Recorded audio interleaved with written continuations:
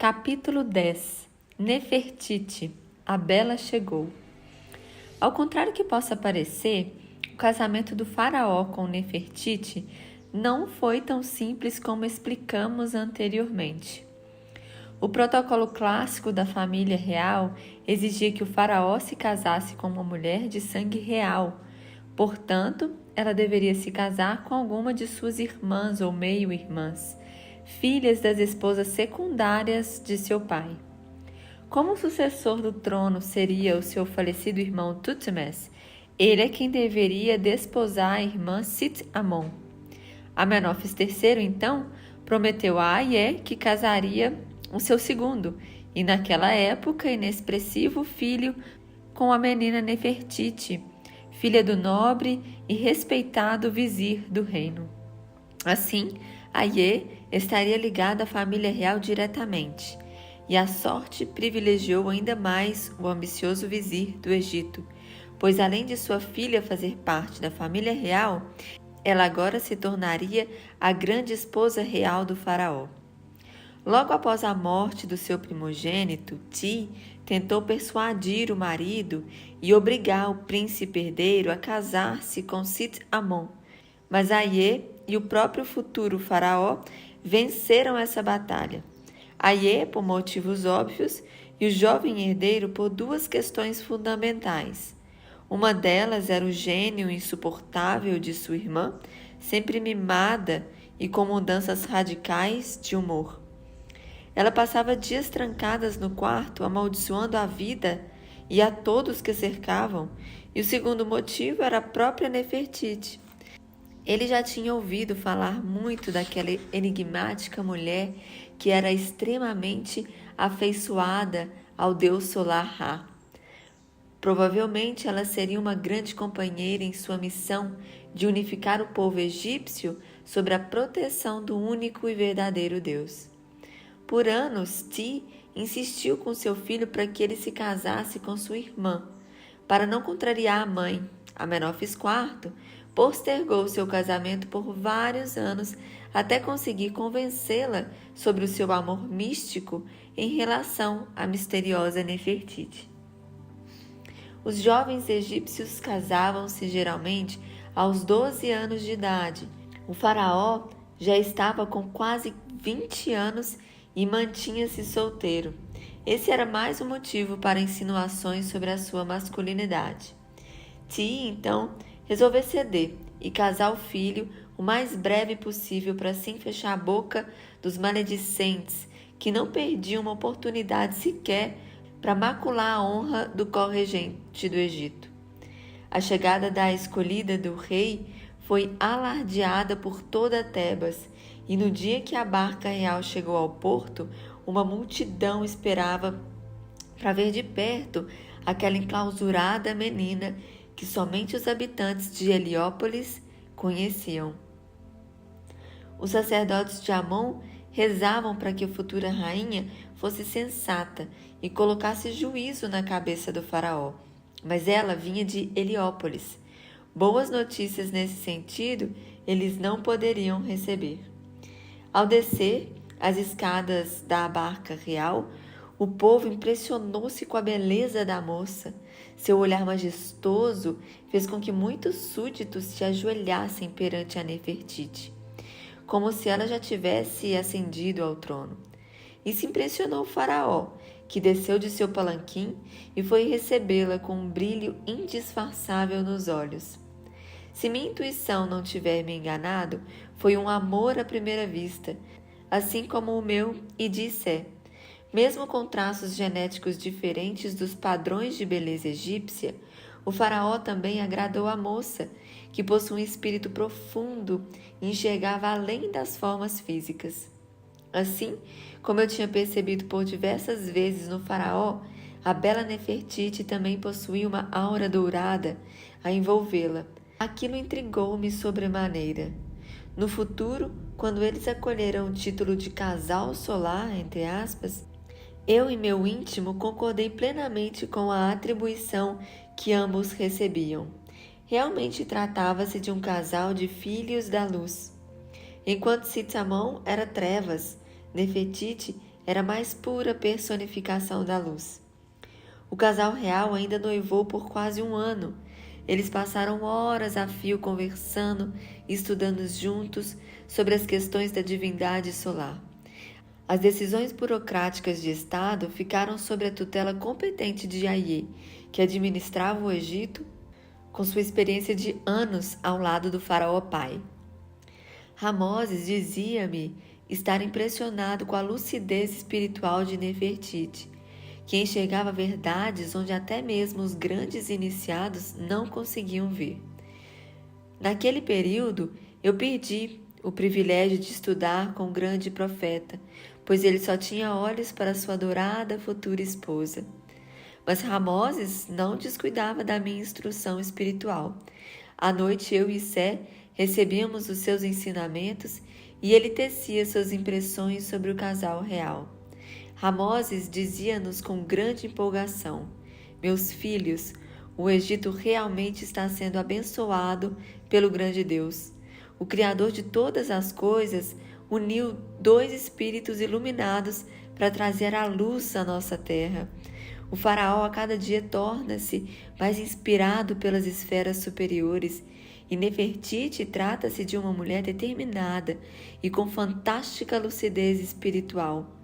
Já antevejo a terra de Queme como o grande centro espiritual da humanidade, onde o grande espírito encarnará com a missão de iluminar o planeta por séculos com seus sábios ensinamentos. Naquela noite eu sorri animado. Ramoses já me havia informado sobre a vinda do grande Messias, o mais elevado dos filhos de Deus em nosso mundo. Infelizmente, a profecia de Ramoses não se confirmou em solo egípcio. A ignorância do povo e as surpresas do destino mudariam o curso da história programada pelas altas esferas espirituais de nosso planeta. E assim, aquele ano passou rápido. Eu continuei com os meus estudos junto a Ramoses e Sé. Os templos de Osíris e Ísis haviam sido fechados, seguindo a determinação do faraó. Todos agora cultuávamos o deus Atom. Já os sacerdotes de Amon não se renderam e mantiveram seu culto discretamente. O povo em geral se dividia entre Atom e Amon. Os seguidores fervorosos do deus obscuro odiavam mortalmente o faraó pela perda do prestígio e das terras que ele havia doado aos pobres para que as cultivassem. Essa atitude fez com que o seu prestígio entre a classe pobre crescesse consideravelmente. Os seguidores de Amon se sentiam humilhados por terem que professar sua fé como se fossem criminosos, proscritos da sociedade por terem cometido um ato ilícito. Eles jamais perdoariam o faraó por aquela vergonha. No resto, as coisas iam bem. Os povos dominados mantinham uma relação cordial com a nação soberana. Os hititas, o povo rebelde da região, mantinha-se em silêncio. Somente um tal de Aziru, rei da terra Amurru, na Síria, é quem estava procurando realizar um certo jogo político, manipulando os povos vizinhos, principalmente o povo de Esmirna, na Síria, contra o Egito. Naquele momento, Aie e Ti, que se preocupavam com as questões diplomáticas, não deram importância àquelas questões tão comuns no mundo antigo.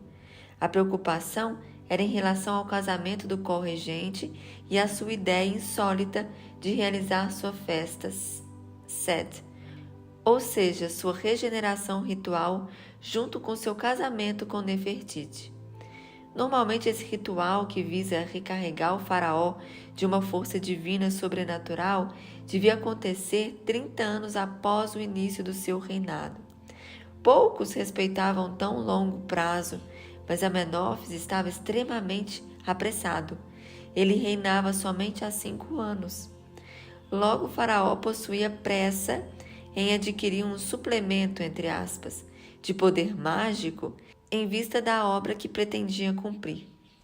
Mas o que mais preocupava Ti era a construção de seu templo no santuário de Karnak. O faraó havia erguido grandes lonas proibindo qualquer cidadão, exceto os escultores, de ali entrar. Até mesmo sua mãe havia sido proibida de assistir às construções do seu templo ao deus Atom. O faraó e Nefertiti diariamente passavam longas horas junto aos escultores, atrás das lonas. O povo a cada dia ficava mais curioso. Em determinado dia, um cidadão comum tentou espionar a obra do faraó e foi espancado pela guarda real. A curiosidade do povo, então, aumentou consideravelmente, tornando-se o grande assunto a ser discutido nas rodas sociais de Tebas. Todos aguardavam ansiosamente o dia do festival, quando haveria a inauguração do templo. Eu e Sé levávamos uma vida despreocupada. Passeávamos por Tebas após os nossos afazeres e comprávamos enfeites e móveis novos para nossa casa no comércio central da cidade. Ramoses trabalhava incansavelmente e mantinha no rosto uma expressão de serena preocupação. Ao perguntarmos o que estava ocorrendo, ele dizia-nos estar preocupado com a festa de consagração do faraó. Ele afirmava ainda que o seu coração pressentia algo ruim para aquela festividade. A muito custo, então, Ramoses conseguiu convencer o faraó a solicitar uma presença maciça dos homens do general Horemheb. Quando chegou o dia da cerimônia, eu e Sé compreendemos a premonição de Ramoses. Era-nos possível ver as ratazanas do templo de Amon dirigindo-se para o santuário de Karnak com seus uniformes como emblema do carneiro. Durante o percurso, muitas pessoas eram aliciadas a usar o símbolo do falso deus. Eu ordenei aos carregadores que se apressassem. Em minutos chegamos à avenida apinhada de gente. Os soldados de Horemheb fizeram uma corrente humana para segurar a multidão que se aglomerava para ver a consagração. O povo estava praticamente no caminho que a liteira do faraó deveria percorrer para chegar ao seu novo templo, onde a cerimônia se realizaria. Todos os dignitários da corte e a família real já estavam sobre o palco montado na frente das lonas que cobriam o santuário do faraó. Alguns minutos de espera e Nefertiti surgiu, sendo conduzida pelos carregadores. Ela estava deslumbrante, usando roupas e joias que realçavam ainda mais a sua magnética beleza. O povo silenciou, admirado com suas formas perfeitas e harmônicas, e principalmente por ela já estar portando a coroa de esposa real do faraó, embora a cerimônia nem houvesse começado. Mais uma das muitas quebras de protocolo do irrequieto faraó Amenófis IV.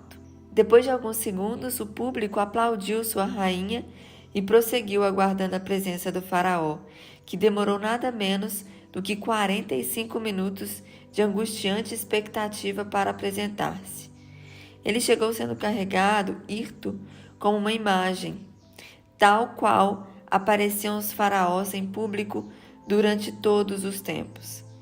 Na cabeça ele trazia a dupla coroa do Alto e Baixo Egito e mantinha os braços cruzados ao peito. Suas mãos seguravam os símbolos da realeza, o chicote e o cajado. Sem piscar os olhos uma vez sequer, ele foi conduzido até o centro da cerimônia. Lá chegando, ele quebrou de vez o protocolo real. O faraó levantou-se e conduziu sua futura esposa real pela mão até o sacerdote Merihá, que novamente dirigiu uma cerimônia real em detrimento dos padres de Amon. O povo manteve silêncio, enquanto os rituais matrimoniais transcorriam sem nenhuma alteração digna de nota. Terminada a liturgia, o casal real quebrou o cântaro que selaria a sua união. Em seguida, sentaram-se em seus respectivos tronos e Merihá proclamou em voz alta a multidão ali presente. Abençoados pelos raios de Atom, uniram-se nesta tarde o faraó e sua grande esposa real para uma só voz dirigir as duas terras. Para selarem o seu compromisso e assumirem suas novas responsabilidades, Com a pátria do lótus e do papiro, o rei e sua esposa passam a adotar neste inesquecível dia suas novas identidades. A esposa do faraó recebe agora o título real de Nefer, Neferuaten Nefertiti, bondosa, como a beleza de Atom, a bela mulher que vem, assumindo o compromisso de acompanhar seu esposo, o divino faraó, nos caminhos da luz de Atom. Logo depois, Meri-Ra abençoou Nefertiti e dirigiu-se para o faraó, dizendo-lhes: O grande faraó Amenófis IV, compreendendo a importância do único e verdadeiro Deus do Egito, a partir de hoje abandona o seu nome anterior para assumir a sua nova identidade. Ele passa a chamar-se Akhenaton, o espírito atuante de Atom. O povo entreolhou-se sem acreditar nas palavras de Meri-Ra. O faraó não estava apenas adotando mais um título real, mas trocando definitivamente de nome e assumindo uma nova vida para si e para o Egito, pois o faraó e o Egito não podiam ser dissociados. Aquela revelação causou uma grande apreensão no público presente à cerimônia. Imediatamente, um burburinho fez-se ouvir em meio à multidão. Logo surgiram alguns gritos de indignação, mas o faraó ergueu as mãos e disse: Acredito que todos agora desejam ver o templo que ergui a Atom, no nosso grande santuário dos deuses. Ao ouvir aquelas palavras, o povo silenciou. Todos estavam curiosos há meses para ver o novo templo em Karnak. Sem mais delongas, Akhenaton falou ao povo: Todos os deuses do Egito não expressam mais a verdade na terra do poente. Chega de idolatrias. O verdadeiro Deus não possui forma, pois ele é onipresente, vive em tudo e em todos nós. Só poderá ser representado pelos raios de Atom, que é a imagem do grande Pai que nos dá a vida. Portanto, o templo de Atom deve permitir que os raios do Deus Supremo cheguem até seus súditos. E para filtrar-vos essa luz, lá estará o Pai da nação, o vosso faraó, que sempre conduziu o povo desde o início da nossa organização como nação única. O faraó, a partir de hoje, é aquele que fará seu povo conhecer Atom, e todos aprenderão a viver no amor de seu grande Deus. Akhenaton sinalizou para os seus operários que retirassem a lona que encobria o templo. O povo ficou então estupefato. Ali estavam esculpidas estátuas colossais do faraó, retratando de uma forma caricaturada, representando de forma aberrante os seus traços físicos. Ele estava representado com o rosto estranhamente deformado e de forma assexuada. Sua intenção com aquelas estranhas obras artísticas era criticar o povo e os sacerdotes por seus comentários maldosos a respeito de seus traços físicos e da sua masculinidade. O faraó foi retratado pelos escultores a seu pedido com uma mandíbula protuberante, pescoço fino, braços muito magros, seios fartos, abdômen caído e coxas grossas. Além disso, o jovem e inexperiente faraó orientou os escultores a fazer uma caricatura grotesca do sumo sacerdote de Amon, adorando o faraó como intermediário na terra do deus Atom. Tamós estava ajoelhado aos pés de Akhenaton, com as mãos estendidas para o faraó, que recebia os raios de Atom. O seu corpo disforme foi retratado com o abdômen bem mais caído que o do faraó, os olhos arregalados e o nariz aquilino, 3 vezes maior do que o do sacerdote. Em sua cabeça escorria um líquido negro, simbolizando um ritual em que os sacerdotes de Amon untam suas cabeças com óleo para purificarem-se perante o Deus. Akhenaton havia exagerado na caricatura do sumo sacerdote. As pernas e braços flácidos de Tamoses foram retratados de forma realmente grotesca. e o seu rosto denotou um ar misto de hipocrisia e cinismo. Após alguns instantes, o faraó disse ao povo com voz alterada: Eu sou fiel à verdade. Eis-me aqui retratado como todos insistem em me ver em suas conversas cotidianas. Pois bem, não vou fazer como os meus antepassados, que se retratavam belos e fortes, quando assim não eram. Mas olhai para vós mesmos. Abandonai a mediocridade de observar o defeito em vossos semelhantes, enquanto não enxergueis a imperfeições em vós mesmos. O que é uma deformidade física quando vemos o povo com a chaga da deformidade moral? Eu posso ser o que o povo me retrata, mas sou uno com meu Deus, que me escolheu para trazer a luz ao meu povo. Quer queira ou não, edificarei o rei de Atom sobre o Egito, nem mesmo esse que aqui está retratado. E o faraó apontou para a estátua de Ptamoses. Me impedira de fazer com que a terra de Queme siga o seu destino para os braços acolhedores de Atom. O público manteve-se atônito. As pessoas conversavam entre si sem acreditar no que ouviam. Elas diziam: Esse homem é um louco, um possesso. Amon nos proteja contra as heresias que ele pratica em nome da sua insanidade. Ptamoses, que estava presente, ficou vermelho de raiva e jurou a si mesmo destruir completamente aquela estátua o mais rápido possível, intento que só conseguiu depois da morte do faraó. Horemheb, prevendo os ânimos exaltados do povo, ordenou que seus homens conduzissem imediatamente a família real para o palácio.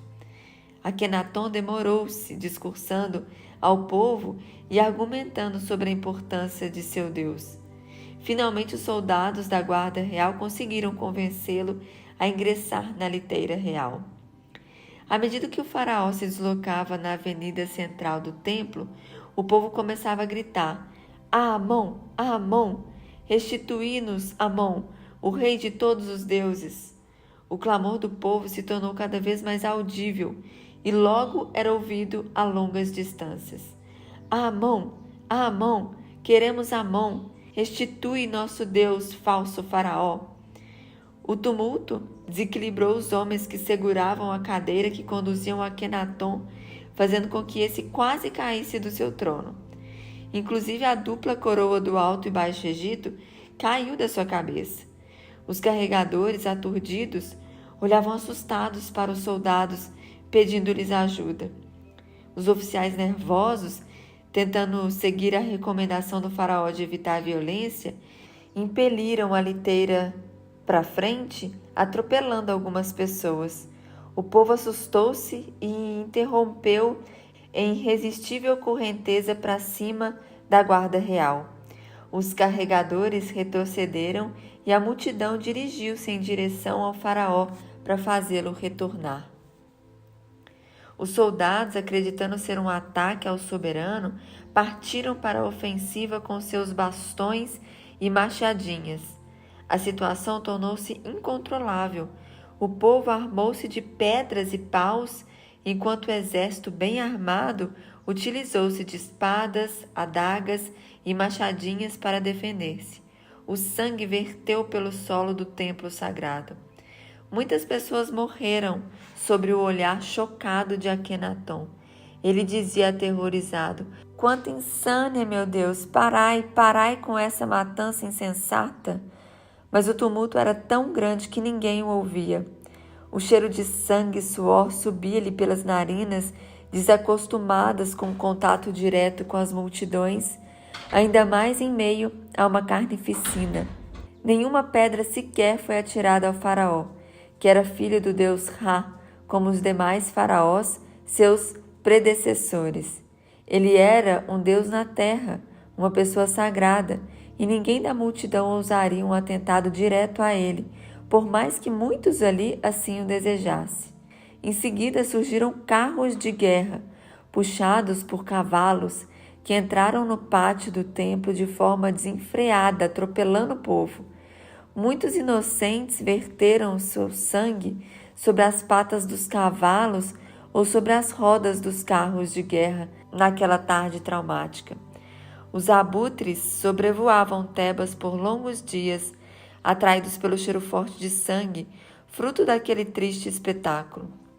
Quase uma hora depois, o povo dispersou-se e o faraó foi conduzido ao palácio em estado de choque. Nefertiti e sua mãe aliviaram-se ao vê-lo sem nenhum arranhão sequer. Ao anoitecer, Horemheb decretou o toque de recolher para controlar os ânimos do povo, e principalmente dos sacerdotes de Amon. Ele também assim determinou para evitar os saques ao comércio, que teve suas bancas quebradas no tumulto. À noite, a rainha mãe Ti solicitou a presença de Ramoses no palácio. Akhenaton estava profundamente abalado com o ocorrido à tarde. O dia de seu casamento, que deveria ser o mais feliz de sua vida, terminou em tragédia. Meu instrutor pediu-me que o acompanhasse. Ao entrarmos no quarto, o faraó estava deitado em seu leito com os membros gelados e um olhar apático. Em seguida começou a delirar e dizer coisas desconexas. Eu temi por sua vida. O choque havia sido muito grande. Ramoses esfregou nos pulsos e no rosto de Akhenaton uma combinação de ungüentos. Então ele acalmou-se e entrou em sono profundo. Nos dias seguintes, ele permaneceu trancado em seu quarto, ou então dirigia-se ao terraço, onde apreciava o movimento das embarcações no Nilo com um olhar indiferente, como se o mundo não existisse mais. Apenas no final da tarde, ele recuperava o ânimo e caminhava até o templo de orações do palácio, para suplicar fervorosamente a Deus uma orientação a seguir. 5 dias depois, fomos chamados à casa dourada do faraó e encontramos na sala de recepções Horemheb, andando de um lado ao outro, batendo na própria perna com seu chicote e dizendo a Ié, que o observava com seu olhar de raposa sentada em uma poltrona. O faraó está louco. Ele jogou fora a coroa e quebrou o cajado e o chicote com essa atitude absurda. Loucura! Loucura afrontar assim os sacerdotes de Amon. Onde ele estava com a cabeça ao tomar uma decisão assim? Há 1000 anos Amon é o Deus preferido de nosso povo e agora ele tira o que há de mais sagrado para o cidadão tebano. Pouco se me dá ter Amon como Deus ou não. O meu Deus é Horus, o falcão, mas também não me preocupo muito com isso. O que me importa é ter a minha espada na bainha e a machadinha no cinturão. Ele bateu com a mão nas armas e disse: esses são os meus deuses. Naquele instante, Aie dirigiu seu olhar para nós, que adentrávamos pela porta principal. Horemheb virou-se, olhou-nos com discreto respeito e sentou-se, mal contendo a ansiedade para ouvir as palavras do faraó. Não demorou muito para que Akhenaton apresentasse na sala de recepções. Ele estava mais sereno e parecia haver superado a crise ocorrida no templo de Karnak. Sem rodeios, disse a todos que se encontravam no amplo salão: Aton falou-me com clareza na noite passada. O meu cá saiu do meu corpo e foi ter com o grande Deus durante a longa jornada da noite. Ele me disse para construir uma grande cidade em seu nome no centro das 2 terras. Ele me mostrará o caminho que devemos seguir. Assim deve ser feito para que não haja mais sofrimento e conflito em nosso país. Aton deseja paz e não derramamento de sangue. Se Tebas não deseja a minha presença e a luz do grande Deus, iremos construir uma nova civilização com a colaboração de pessoas libertas da ignorância e do fanatismo. E assim foi que Akhenaton assumiu sua nova identidade e tomou mais uma atitude espantosa aos olhos do seu povo: a mudança da capital do Egito, após séculos, de Tebas para Akhenaton, o horizonte radiante de Aton. No próximo vídeo entraremos no capítulo 11, Akhenaton, a cidade celestial.